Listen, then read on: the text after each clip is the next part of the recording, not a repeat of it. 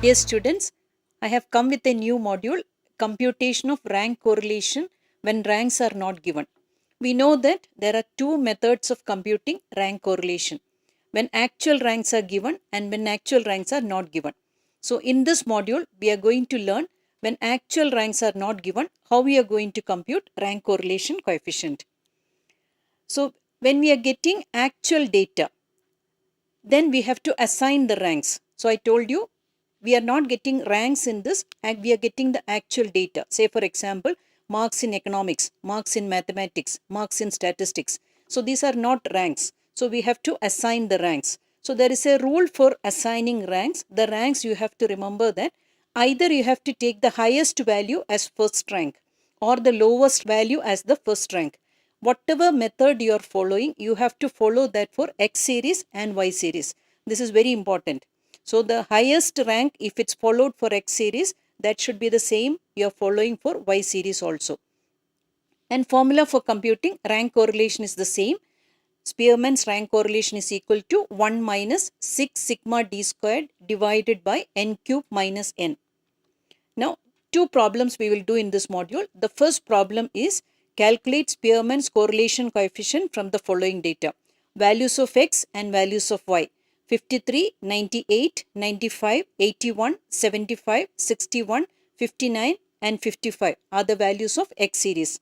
Values of y 47, 25, 32, 37, 30, 40, 39 and 45. Now we'll see how we will do this problem. Here ranks are assigned taking the highest value as the first rank. Always I follow this order. So for X series, 98 is getting the first rank. 95 is getting the second rank. Like that I have assigned all the ranks. Similarly for Y series, 47 is the highest value which is getting the first rank, and 45 is the second highest value which is getting the second rank. So similarly I have assigned ranks for all the values. Now you can see in the table values of x is there, and now I have the R1, that is the first rank for the X series. 8, 1, 2, 3, 4, 5, 6 and 7. Next column is values of y, and next is R2, that is the rank for the Y series. 1, 8, 6, 5, 7, 3, 4 and 2. Now you have to take the deviation, that is R1 minus R2. Here you have to remember that positive values are there and minus values are there. 0.7 minus 0.7 minus 0.4 minus 0.2 minus 0.3, 0.2, 0.2 and 0.5. Now we have to find the d square values 49, 49, 16, 4, 9, 4, 4, 25.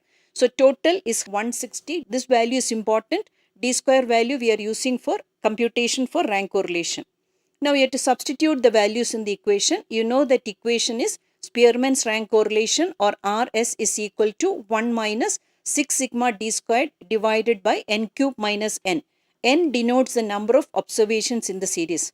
So you can substitute the values in the equation. We will get RS is equal to 1 minus 6 into 160 divided by 8 cube minus 8.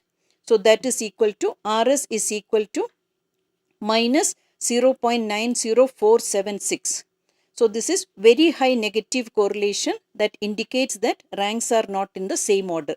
So here also you have to remember that we have to write the interpretation also while you are writing the answer. That's very important. Now problem 2. So find rank correlation coefficient for the following marks in statistics and accountancy. So here also ranks are not given but the marks are given. So marks in statistics and marks in accountancy. So marks in statistics 48, 60, 72, 62, 56, 40, 39, 52 and 30. Marks in accountancy 62, 78, 65, 70, 38, 54, 60, 32 and 31.